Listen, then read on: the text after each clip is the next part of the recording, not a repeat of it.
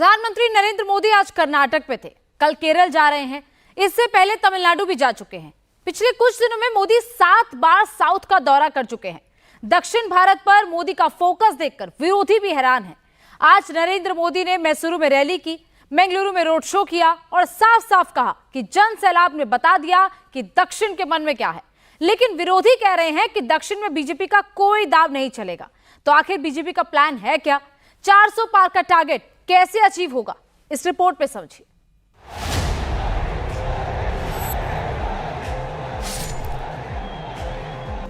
नरेंद्र मोदी इस वक्त अपने सबसे टफ असाइनमेंट पर हैं, क्योंकि 400 पार का रास्ता दक्षिण के द्वार से होकर गुजरता है। एनडीए के 400 पार का टारगेट अचीव करने के लिए साउथ की 130 सीटें सबसे इंपॉर्टेंट हैं। 130 सीटों पर मैक्सिमम स्कोर मतलब 400 पार का टारगेट अचीव्ड। प्रधानमंत्री भी ये बात पूरी तरह समझते हैं।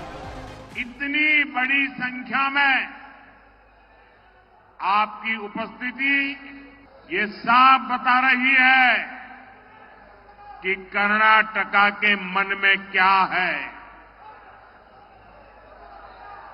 पूरा कर्नाटका कह रहा है, फिर एक बार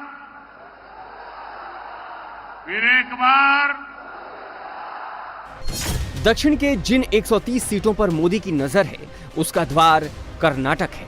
उसके बाद ये रास्ता तेलंगाना, आंध्र प्रदेश और तमिलनाडु होते हुए केरल तक जाता है। नरेंद्र मोदी ने मुख्य द्वार पर दस्तक दे दी है। कांग्रेस के लोगों ने, उनके साथी दलों ने राम मंदिर की प्राण प्रतिष्ठा जैसे पवित्र समारोह तक पर विश्वमन किया, निमंत्रण को ठुकरा दिया। इंडिया अलायंस के लोग सनातन को समाप्त करना चाहते हैं, हिंदू धर्म की शक्ति का विनाश करना चाहते हैं। लेकिन जब तक मोदी है,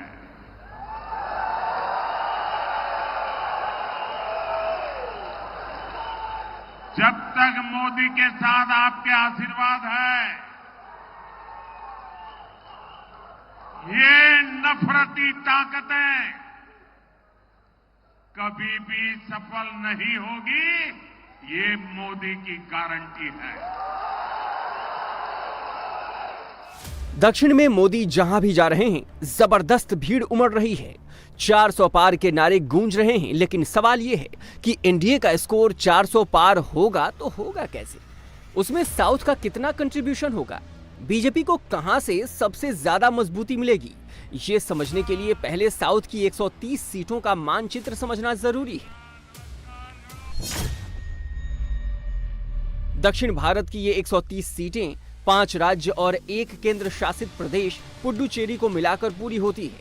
5 राज्यों में तमिलनाडु की 39, कर्नाटक की 28, आंध्र प्रदेश की 25, केरल की 20 और तेलंगाना की 17 सीटें शामिल हैं। इसमें बीजेपी के लिए कर्नाटक सबसे इंपॉर्टेंट है, क्योंकि 2019 के लोकसभा चुनाव में नरेंद्र मोदी को साउथ इंडिया में सबसे ज्यादा सीटें कर्नाटक से ही मिली थी। 2019 में कर्नाटक की 28 में से 25 लोकसभा सीटों में बीजेपी ने जीत हासिल की थी। ये दक्षिण में मोदी की सबसे बड़ी जीत थी और विरोधियों की सबसे बड़ी हार। कर्नाटका में तो एनडीए के पास एचडी देवेगौड़ा जी जैसे वरिष्ठ नेता का मार्गदर्शन है। हमारे पास येदियुरप्पा जी जैसे समर्पित और अनुभवी नेता है। हमें एचडी कुमारस्वामी जी का सक्रिय सहयोग है। इनका ये अनुभव कर्नाटका के विकास के लिए बहुत काम आएगा। 2019 में मोदी ने कर्नाटक में प्रचंड जीत हासिल की, लेकिन 4 साल बाद विधानसभा चुनाव में कर्नाटक की तस्वीर इसके ठीक उलट थी। 2023 में कर्नाटक के विधानसभा चुनाव में कुल 224 सीटों में से बीजेपी को 66 सीटें मिली, कांग्रेस को 135 और अदर्स को 23 सीटें। लोकसभा और विधानसभा चुनाव में एक ही पार्टी की अलग अलग परफॉर्मेंस कोई नई बात नहीं है। ऐसा कई बार हुआ है और कई जगह हुआ है। वजह बिल्कुल क्लियर है। विधानसभा चुनाव में जीत हार का मुद्दा कुछ भी हो, लेकिन लोकसभा चुनाव में लोग मोदी के नाम पर वोट देते हैं। कर्नाटक में भी यही हुआ। आपको क्या लगता है इस बार बीजेपी बड़ी आसानी से जीतेगी? जीतेगी जीतेगी जीतेगी। क्यों, क्या वजह है? व्हाट इज द रीजन आपको? हिंदुत्व है ना, हम सब एक हैं, हम सब एक हैं। राम मंदिर बन गया है। राम मंदिर का एक 500 साल का वेटिंग के बाद राम मंदिर बन गया, वो हिंदू के लिए बहुत बड़ा बात है। और आर्टिकल 370 भी हट गया। और इंडिपेंडेंस के बाद हमारा एक पार्लियामेंट बना है और ट्रिपल तलाक और ऐसा बहुत सारा ऐसा इशू था कि यहाँ पर मोदी मैजिक चलता है यहाँ पर? चलता है, सही मोदी मैजिक चलता है। पहले से अभी कितना 35 साल हो गया इधर कंटिन्यूअसली बीजेपी जीत रहे, इसलिए हम लोग को ये साल भी 4 लाख का ऊपर से वोट से जीतेगा। यहाँ पर मतलब आप, हाँ बोलिए। मोदी मैजिक नहीं चलता, मोदी मैजिक ही है। कोई मैजिक नहीं है, सिद्धरामैया का मैजिक नहीं है? नहीं। लेकिन फिर भी विधानसभा चुनाव के आंकड़ों को हल्के में नहीं लेना चाहिए, क्योंकि 2013 से लेकर 2023 इसमें लगातार फ्लक्चुएशन नजर आया। कर्नाटक में 2008 के विधानसभा चुनाव में बीजेपी को 110 सीटें मिली। 2013 के विधानसभा चुनाव में बीजेपी को सिर्फ 40 सीटें हासिल हुई। 2018 में बीजेपी की सीटें बढ़कर 105 हो गईं, लेकिन 2013 में बीजेपी की सीटें फिर घटी और उसे सिर्फ 66 सीटें मिली। लेकिन यहाँ ये बात नहीं भूलनी चाहिए कि 2013 के विधानसभा चुनाव में बीजेपी की हार की वजह येदियुरप्पा का पार्टी छोड़ना था। वो बीजेपी छोड़ अलग पार्टी बनाकर चुनाव लड़े थे, लेकिन 2023 में कर्नाटक से जो रिजल्ट आया वो बीजेपी के लिए वेकअप कॉल थी। इसीलिए मोदी ने उसे पूरी गंभीरता से लिया और वो कर्नाटक में पूरा जोर लगा रहे हैं। देश का आईटी हब बेंगलुरु पानी के घनघोर संकट से जूझ रहा है। पानी के टैंकर की कालाबाजारी हो रही है। इन सब के बीच कांग्रेस पार्टी को चुनाव लड़वाने के लिए hundreds of crore rupees black money Karnataka से देश भर में भेजा जा रहा है। ये कांग्रेस शासन का मॉडल है। जो अपराध इन्होंने कर्नाटका के साथ किया है, इसकी सजा उन्हें 26 अप्रैल को देनी है। दक्षिण भारत में बीजेपी के सामने 2 बड़े चैलेंजेस हैं। पहला, कर्नाटक में अपनी पोजीशन मेंटेन रखना। दूसरा, तमिलनाडु, केरल और आंध्र प्रदेश में पार्टी का खाता खोलना। क्योंकि ये फैक्ट है कि सिर्फ कर्नाटक के भरोसे 400 पार का लक्ष्य हासिल करना बीजेपी के लिए मुश्किल होगा। इसके अलावा बीजेपी को तेलंगाना में भी अपना स्कोर बेहतर करना होगा, क्योंकि कर्नाटक के अलावा तेलंगाना ही वो दूसरा साउथ इंडियन स्टेट है जहां पिछले लोकसभा चुनाव में बीजेपी के कैंडिडेट जीते थे और बीजेपी को तेलंगाना में 4 सीटें हासिल हुई थी। कांग्रेस की चुनावी रैली में एक व्यक्ति ने भारत माता की जय के नारे लगवाए। इसके लिए उसे मंच पर बैठे नेताओं से परमिशन लेनी पड़ी। क्या भारत माता की जय बोलने के लिए परमिशन लेनी पड़े? पहले वंदे मातरम का विरोध और अब भारत माता की जय कहने तक से चीड़, ये कांग्रेस के पतन की पराकाष्ठा है। नरेंद्र मोदी 400 पार का लक्ष्य हासिल करने के लिए दक्षिण के राज्यों में क्यों ज्यादा वक्त दे रहे हैं, इसके पीछे वजह साफ है। बीजेपी के पास नॉर्थ इंडिया में विस्तार का जितना मौका है, उससे कहीं ज्यादा ऑप्शन उसे साउथ इंडिया में नजर आ रहा है। पिछले लोकसभा चुनाव में गुजरात में बीजेपी को 26 में से 26 सीटें मिली थी, हरियाणा में सभी 10 सीटें मिली, दिल्ली में 7 की 7 सीट पर जीत मिली, उत्तराखंड में सभी 5 सीटें मिली, राजस्थान की सभी 25 सीटें एनडीए के खाते में गईं। मध्य प्रदेश, यूपी, महाराष्ट्र और बिहार में भी एनडीए ने बेहतरीन परफॉर्म किया।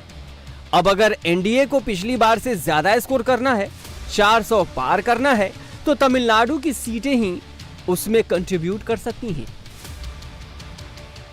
दक्षिण भारत के 3 राज्यों में तो पिछली बार बीजेपी का खाता तक नहीं खुल सका था। आंध्र प्रदेश, तमिलनाडु और केरल में बीजेपी को एक भी सीट हासिल नहीं हुई थी। इसलिए अगर 400 पार सीटें लानी हैं, तो साउथ इंडिया से ही सीटें जीतनी होंगी। मोदी ने अपने 10 ईयर्स का हिसाब देना अपना कर्तव्य माना है। क्या आपने कभी कांग्रेस को उसके 60 इयर्स का हिसाब देते देखा है? नहीं ना?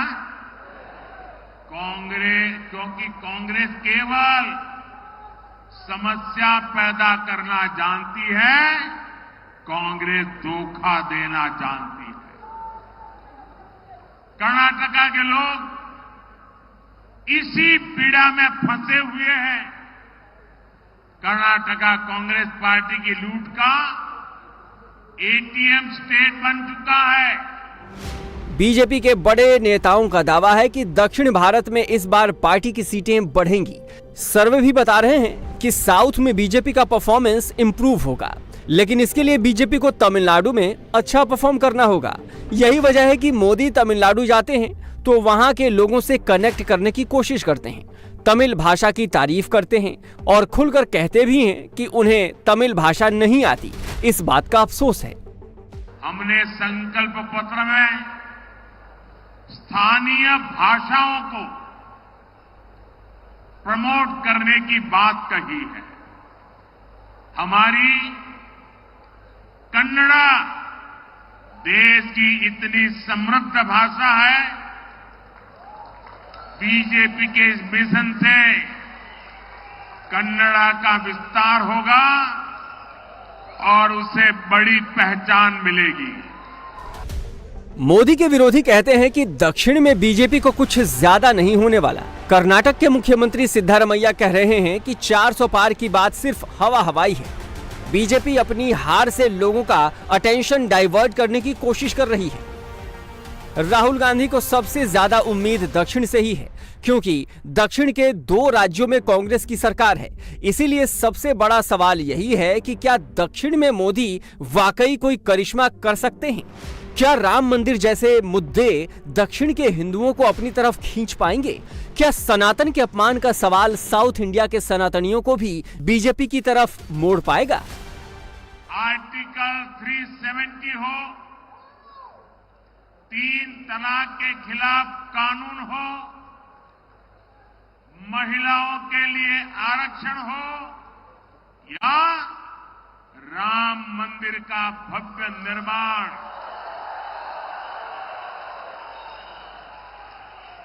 भाजपा का संकल्प मोदी की गारंटी होता है। और मोदी की गारंटी को सबसे बड़ी ताकत कहां से मिलती है? सबसे बड़ी ताकत आपके एक वोट से मिलती है। दक्षिण में सिर्फ कर्नाटक ही ऐसा स्टेट है जहां बीजेपी के पास येदियुरप्पा जैसे मजबूत लीडर्स हैं, जिनके पास लिंगायत कम्युनिटी का अच्छा खासा वोट बैंक है। लेकिन दूसरे राज्यों में बीजेपी का बेस उतना मजबूत नहीं है। तमिलनाडु में अन्नामलाई जैसे नेता बीजेपी को लोकल लेवल पर जरूर लीड कर रहे हैं। वहां मोदी की रैलियों में भीड़ भी जबरदस्त आ रही है, लेकिन ये भीड़ वोट में कितना कन्वर्ट होगी, इसका सटीक अंदाजा अभी लगा पाना मुश्किल है।